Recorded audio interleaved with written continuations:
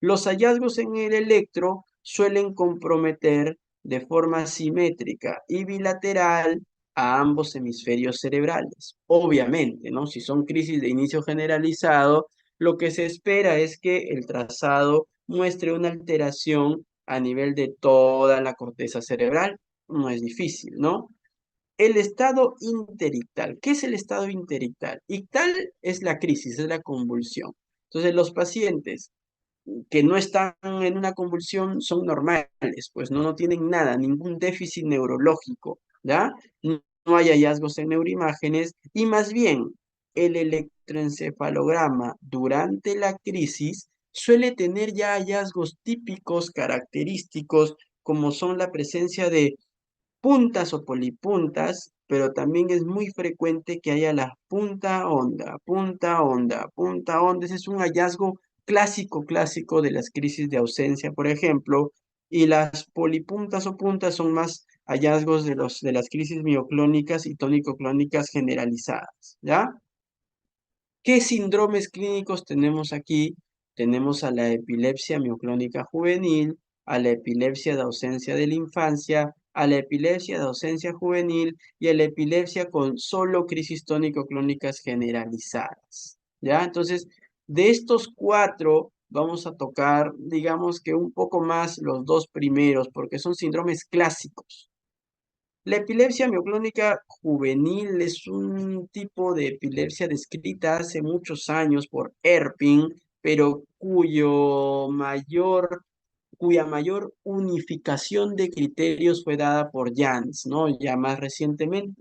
Inclusive en algunas partes del mundo se le conoce como el síndrome de Jans, ¿no? Debido a que Jans pudo unificar los criterios de esta condición, ¿ya? Ahora, representa del 5 al 11% de todos los pacientes con epilepsia. Ojo, ¿ah? Entonces digamos casi un 8%, o sea, de cada 12 pacientes con epilepsia, de cada 12 personas con epilepsia, probablemente uno de ellos tenga epilepsia mioclónica juvenil. Y no me refiero solo a las genéticas, me refiero en global. O sea, de todas las epilepsias, sean genéticas, estructurales, etcétera, de cada 12 personas, uno tiene la EMJ. Entonces es una condición que hay que tener en cuenta, ¿ya? La edad de inicio es muy variable y eso lo vamos a ver a continuación. Es igual la presentación en hombres y mujeres y suele haber un antecedente genético de epilepsia. No es hereditaria esta epilepsia, pero suelen haber familiares por ahí salpicados que también han tenido epilepsia. Ahora, ¿cuál es cuáles son las manifestaciones clínicas? Acá sí, por favor, les pido su atención. ¿Por qué? Porque muchas veces, solo escuchando y haciendo las preguntas correctas a estos pacientes, ustedes pueden llegar al diagnóstico. Entonces, el paciente con epilepsia mioclónica juvenil se caracteriza por tener estos tres tipos de crisis: ausencias, crisis mioclónicas y tónico-clónicas generalizadas. Pero lo que hace característico esta enfermedad es que las tienen como una secuencia. Entonces comienzan entre los 5 o a los 10, a los 12, hasta antes de los 15 años con las ausencias típicas, ¿no? Tienen las crisis de ausencia, como ya las hemos descrito en su momento. Luego, años después, que puede ser entre 1 a 9 años después de aparición de las ausencias, comienzan con las crisis mioclónicas que también ya hemos comentado, que se presentan con mucha frecuencia al despertar y afectan más a los miembros superiores, ¿ya? Que cuando son leves son catalogados como que, no, pero mi niño era un poco torpe, se le caían las cosas, decía, ¿no? Pero cuando son severas y pueden provocar hasta caídas, ¿ya? En la mayoría de pacientes, las crisis son bilaterales porque son generalizadas y en un menor porcentaje se describe que pueden ser unilaterales, pero en verdad es que son bilaterales, solo que un lado predomina sobre el otro, ¿ya? Pero ojo, ¿ah? Y luego de un tiempo, los pacientes hacen una crisis tónico-clónica generalizada, meses después de que aparecen las mioclonías. Entonces, suelen aparecer inclusive estas tónico-clónicas generalizadas luego de tener un ataque de mioclonías, como vimos el paciente que me parece que era un poco barbón, que estaba echado. tuvo una secuencia de mioclonía como 7 8 y ahí le inicia la crisis tónico-clónica generalizada. Entonces, esta es la evolución típica.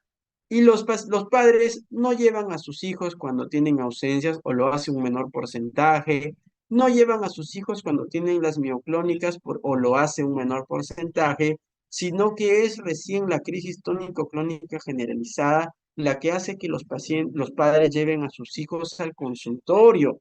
Entonces entenderán que si ustedes no hacen las preguntas correctas y necesarias, no, señor, y cuando su niño era pequeño o cuando su hijo era pequeño, porque ya van adolescentes, no sé si en el colegio tenía momentos en los que se perdía o en la casa que miraba el vacío y luego volvía a hacer sus actividades, o cuando tenía 10 12 15 años, no habrá notado que de repente tenía como que sobresalto. Ah, sí, sí, mi hijo hacía eso. Ay, recién se acuerdan, porque si ustedes no lo preguntan, nadie se los va a mencionar y no van a poder diagnosticar la enfermedad, porque no hay una prueba específica para diagnosticar la enfermedad. Es la evolución clínica del paciente la que hace el diagnóstico, ¿ya? Entonces, en resumen, ausencias típicas entre esta edad, 1 a 9 años después hacen las mioclónicas y meses después hacen las tónico-clónicas generalizadas, que es lo que usualmente lleva a la mayoría de estos pacientes a la consulta por neurología. Ahora, ¿qué características tienen estas crisis? Que como que siguen un ritmo circadiano. Las crisis suelen ser más frecuentes durante horas de la mañana y menos frecuentes en las noches. Usualmente hay factores precipitantes, como cuáles, como una hipersensibilidad a estímulos luminosos intermitentes. Entonces, si es que alguno de ustedes ve animes, ¿no? Un anime ya no tan reciente, un poco antiguo, que es Pokémon, por ejemplo, tiene una historia con estas crisis, ¿no? En algún momento, Pokémon, en su primera temporada, ¿no? Los 150 Pokémon, uno de ellos era uno que se llamaba Porygon. Porygon, ¿no? Tenía la forma, pues, de un, no sé, un origami, algo así. Porygon, uy, perdón, le escribí a una sola persona. Porygon, ¿ya? Entonces ahí está. Parece un origami de papel, como un pato, algo así. Entonces, en ese capítulo, la aparición del Pokémon y su lucha, obviamente, involucraba una serie de estímulos visuales de varios colores repetitivos. Y eso condujo a que muchos niños que estaban viendo en ese momento en vivo la emisión del capítulo tengan convulsiones. Entonces, resulta que minutos después de la emisión del evento, las emergencias de Japón, ¿no? Se llenaron de niños que habían tenido convulsiones. Entonces era raro, pues ¿no? Esos eventos son raros, que de pronto está tranquilo y te vienen 10 niños porque han tenido una crisis epiléptica y entonces al mismo tiempo, entonces obviamente eso llevó a indagar y se vio de que fue el capítulo con un excesivo componente luminoso los que desencadenó las crisis en estos niños que estaban predispuestos a tener las crisis.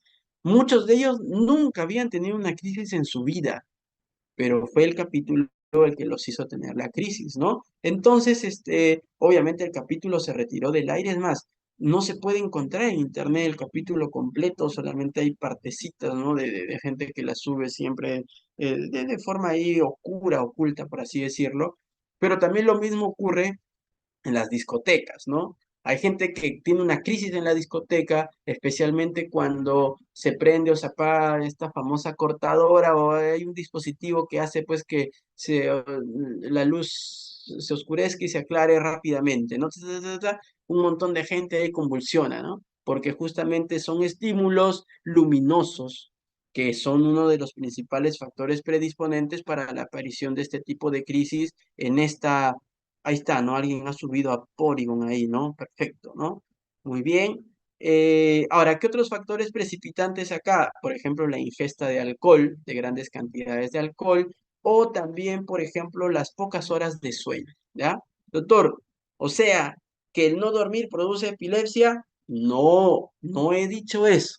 He dicho que en personas que tienen predisposición a tener este síndrome, que tienen ya el daño genético, van a tener que, no en la población en general, ¿ya? Entonces hay una serie de mutaciones que ya han sido asociadas con la enfermedad, especialmente son mutaciones del EFHC1 que codifica la proteína mioclonina, ¿ya?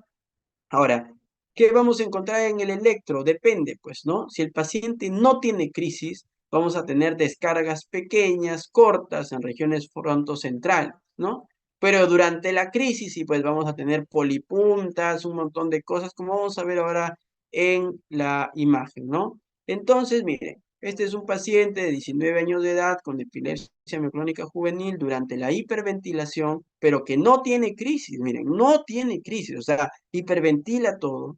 Hay hallazgos anormales en el electro, pero no son suficientes como para producir una crisis. Entonces, de ahí también ya tienen que darse cuenta de que una persona normal, si se le hace un electro, también se pueden encontrar hallazgos compatibles con descargas epileptiformes.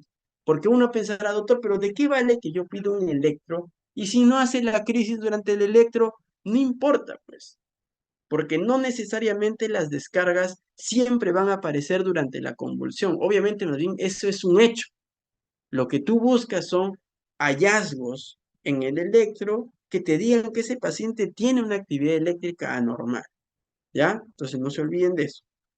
Ahora, acá hablamos de la fotoestimulación, que incrementa la probabilidad de encontrar estos hallazgos anormales, la hiperventilación también, la deprivación del sueño también, etc.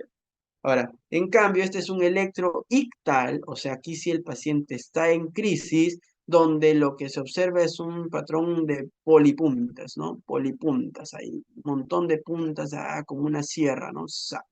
Muy bien. Ahora, ¿cuál es el pronóstico de estos casos? Las crisis van a durar toda la vida, pero tienen un buen pronóstico porque la gran mayoría se controla excelente con la medicación. Con un solo medicamento puede ser inclusive a dosis bajas, ¿ya? Cuando tiene todos los tipos de crisis que coexisten entre sí, ahí sí el manejo se hace un poco complicado, porque lo normal es que una vez que el paciente tiene las mioclonías, deja de tener las ausencias. Y luego, cuando pasa las crisis tónico-clónicas, ya un menor porcentaje tiene las mioclonías. En cambio, si el paciente nunca deja de tener los tipos de crisis o los tres tipos, ahí sí el manejo se hace un poco complejo, ¿ya? Doctor, ¿y se puede curar el paciente? Claro, claro que se puede curar. Hay mucha gente que después de un tratamiento, digamos que duradero, por algunos años, sin crisis, se puede, digamos que probar el retiro paulatino, transitorio y midiendo los tiempos de la medicación y muchos de ellos sin medicamentos también nunca más tienen crisis, ¿no? Entonces es relativo, ¿ya? Es relativo. El tratamiento en hombres se sugiere utilizar un medicamento llamado ácido valproico o valproato de sodio y en las mujeres digamos que uno de los preferidos es un medicamento llamado levetiracetam. En ambos como alternativa podemos probar la motrigina que también es un excelente medicamento, yo diría que a la par del levetiracetam, ¿no? ¿Por qué no valproato en mujeres? Bueno, por dos razones, ¿no? En primer lugar, que tiene efectos adversos como la elevación del apetito, que puede cursar pues con un aumento exagerado de peso y también con hirsutismo, o sea, comienzan a aparecer vellos en zonas donde no debería normalmente aparecer, ¿ya? Pero la otra razón es que el valproato tiene también una gran, digamos que carga teratogénica, ¿no? O sea, si es que la mujer en algún momento de su vida plantea procrear, plantea tener hijos, digamos que el valproato no es la mejor opción debido a su riesgo potencial de producir malformaciones del desarrollo en el bebé, ¿ya? Entonces, muy bien. El hombre sí engorda, le sale pelo, igual da lo mismo.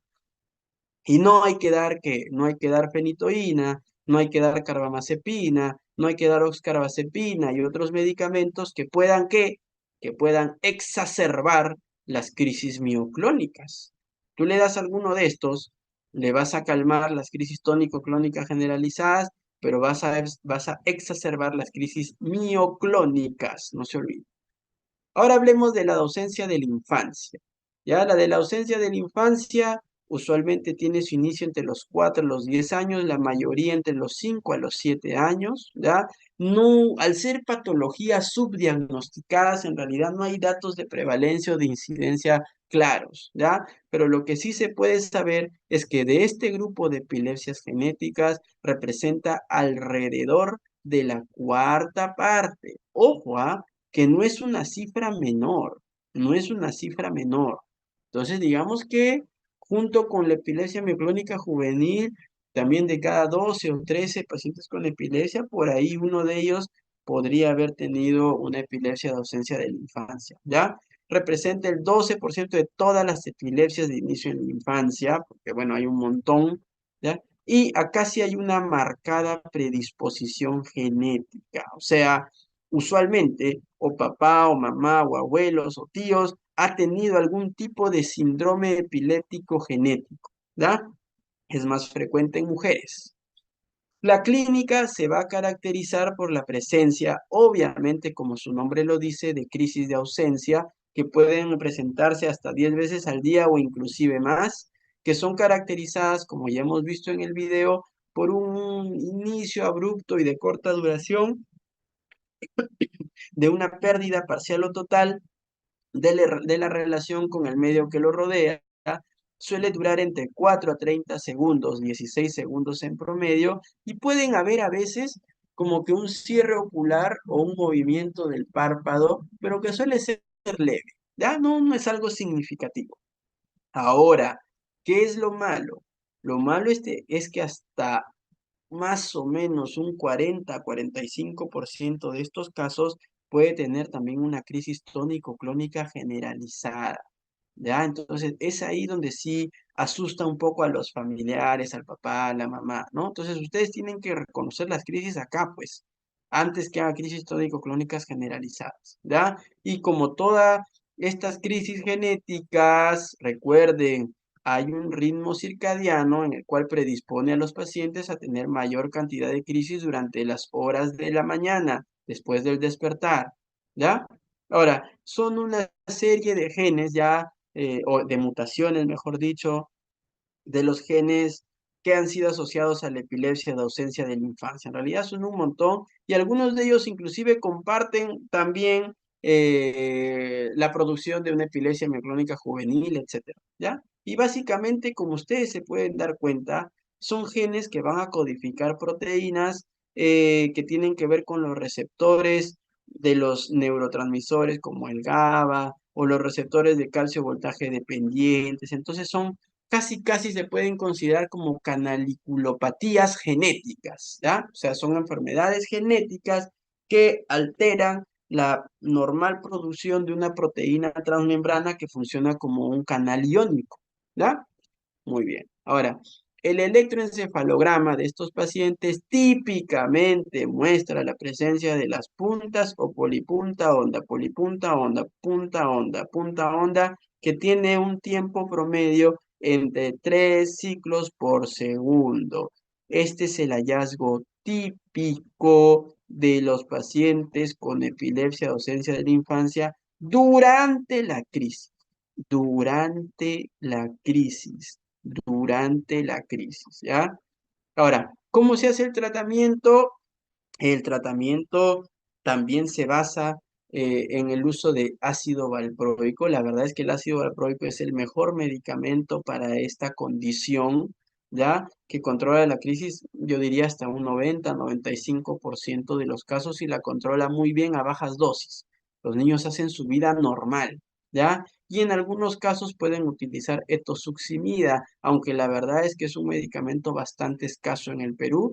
Con valproato de sodio estaría bastante bien. Se puede considerar otros medicamentos como el topiramato o la lamotrigina, aunque debido a sus efectos adversos y como estos son principalmente en niños pequeños, tienen menos de 10 años, yo no sugiero su uso. ¿Por qué? Por ejemplo, el topiramato produce fallas no menores en la atención y en la concentración, y eso más bien es lo que puede tener un impacto negativo en el desarrollo o en el desempeño académico en el colegio de los niños. No la epilepsia, sino el medicamento. Entonces, ¿para qué? ¿No? Hay una pregunta. ¿Se recomienda provocar la crisis en esos pacientes para... Yo diría que, claro que sí. Durante el electro tienes que hacerle sí o sí maniobras de activación. Ya saben, hiperventilación, fotoestimulación y de preferencia con deprivación del sueño. ¿Qué quiere decir? Le dices a la mamá o al papá, señor, su cita es mañana a las 8 de la mañana. ¿Cuánto duerme en promedio? Bueno, él se acuesta a las 9 y se levanta a las 7, ya. Entonces, esta vez, pues que se acuesta a las 2, 3, 4 de la mañana, o en su defecto, me lo levanta a las 4 o 5 de la mañana, 3, que no duerma completo, para que eso va, digamos que a estimular, a hacer que el cerebro esté más irritado y pueda manifestarse mejor las descargas epiléptiformes, ¿ya? Sí se recomienda eso. El pronóstico es muy bueno en la mayoría de los casos. Yo diría muy bueno, ¿por qué? Porque así como vino un día la crisis, así mismo se va. Así como un día le comienza a los 7 años, un día a los 12 años se va, le dejas de dar el medicamento y nunca más tienen crisis y hacen su vida normal. Así que digamos que sí tiene un muy buen pronóstico. Y, a ver, hay otra pregunta. ¿Por cuántos días se suspendería el medicamento en caso esté con alguno? ¿Por cuántos días se suspendería? ¿En qué sentido? Eh, mm, ahí sí es eso, ya. Entonces, no sé si se me entendió bien la idea. Entonces, las maniobras de activación, digamos que son estrategias que adopta el médico para aumentar la probabilidad de encontrar una descarga eléctrica anormal. Entonces, eso incluye fotoestimular, o sea, aplicar estímulos luminosos intermitentes. Eso incluye hiperventilar. Eso incluye deprivar el sueño. Ahora, la suspensión de la medicación sí no es algo que esté tan recomendado para la mayoría de pacientes, ¿no? Eso sí no está plasmado, por ejemplo, en una guía de manejo para todos, ¿no? Digamos que podrías considerar eso en situaciones especiales. Así que no hay una norma de cuántos días. Normalmente, pues se debe dejar solo un día, pero no es lo habitual. No es que tú encuentres de forma común que un día deje de tomar la medicación, más bien eso se hace cuando tú sospechas que la causa no es epiléptica de la crisis, ¿no? Pero no, ahí sí no hay una regla, ¿no? Y las veces que yo he visto que se deja, normalmente no lo dejan, o sea, se suspende un día como máximo, ¿no? Más la verdad no he visto que se deje, ¿ya? Perfecto. Ahora, el último tipo de crisis de este grupo, perdón, de síndrome epiléptico que vamos a tocar, es la epilepsia con crisis tónico-clónicas generalizadas solamente, ¿ya? Este, digamos que es un grupo bien resistido, o sea, es una epilepsia genética que todavía la comunidad médica se resiste a aceptarla como tal, porque la mayoría cree y está convencida de que es la evolución de alguno de los casos previamente mencionados en los cuales no se identificó correctamente o la crisis de ausencia o la crisis mioclónica. O sea, no hay ese dato, no porque no lo hubo, sino porque no se identificó. Entonces, son pacientes que usualmente son un poco más mayores, 16, 17, 20 años, que debutan con una convulsión tónico-clónica generalizada. La mayoría son varones, perdón, pero no tienen ningún hallazgo estructural cerebral. La resonancia es normal. Es por eso que hasta el 2006, por ejemplo, que hubo el último reporte o statement de la enfermedad, no se llegó a un consenso de los criterios diagnósticos, ¿ya? Si bien es cierto, se ha asociado a algunas mutaciones específicas y también tiene el antecedente de que los familiares tienen epilepsia, como les digo, la mayoría cree que es un síndrome evolutivo de alguno de los dos o tres anteriores. Muy bien, sigamos. Como su mismo nombre lo dice, se caracteriza por la presencia de solamente crisis tónico-clónicas generalizadas que ocurren entre 1 a 2 horas luego del despertar, ya sea si durmió de día, ya sea si tuvo un sueño nocturno, pero la cosa es que luego de despertar convulsión. ¿Ya? Aumenta con factores precipitantes como el no dormir mucho, la ingesta de alcohol, la presencia de fiebre, las situaciones de tensión, estrés o ansiedad. Nuevamente, no estoy diciendo que el estrés, la ansiedad o lo que sea causen convulsiones, no, porque en estos pacientes lo hace porque ya están genéticamente predispuestos, pero en la población general no es así porque a ustedes les van a preguntar cuando sean médicos generales, doctor, ¿y la convulsión de mi hijo pudo haber sido causada por el estrés? ¿O la convulsión de mi esposa fue por el estrés del trabajo? No, no es así, pues no medio Lima convulsionaría, pues no. Entonces ahí tienen que saber qué responder, ¿ya?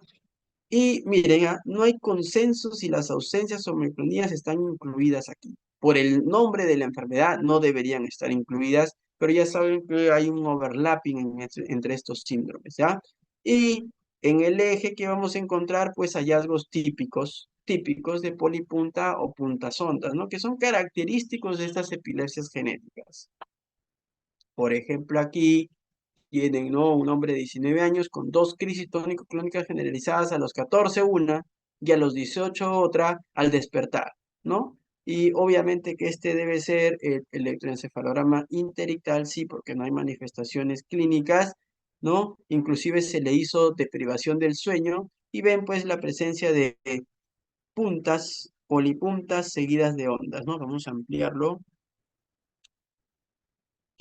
Entonces pueden ver, miren, polipuntas, ondas, polipuntas, ondas, polipuntas, ondas, que son hallazgos electrográficos típicos de estas condiciones. Puntas, ondas o polipuntas, ondas.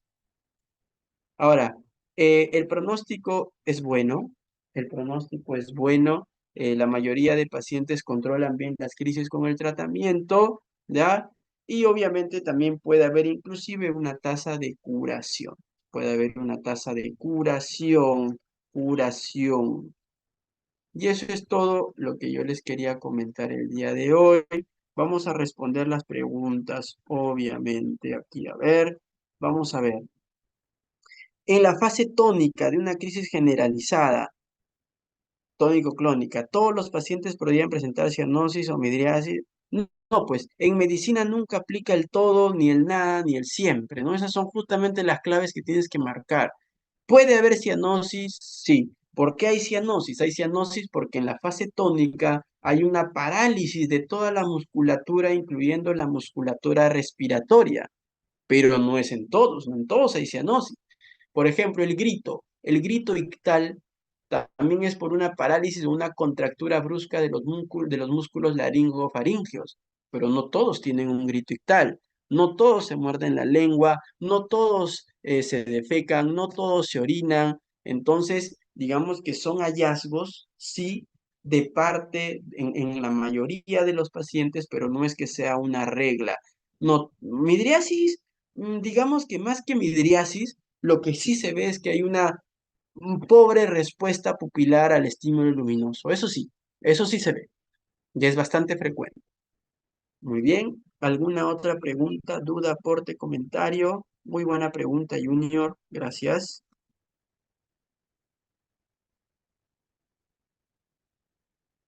Preguntas.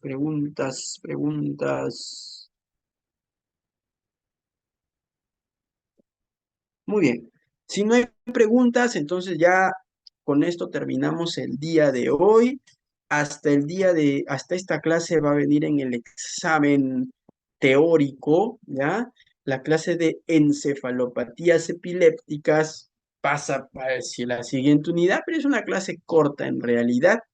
Así que, bueno, si no hay más preguntas, por favor coloquen presente en el chat para tomar su asistencia y muchas gracias por estar aquí el día de hoy. Por favor, repasen, estudien, por favor. Ya saben, ya no vi a quien se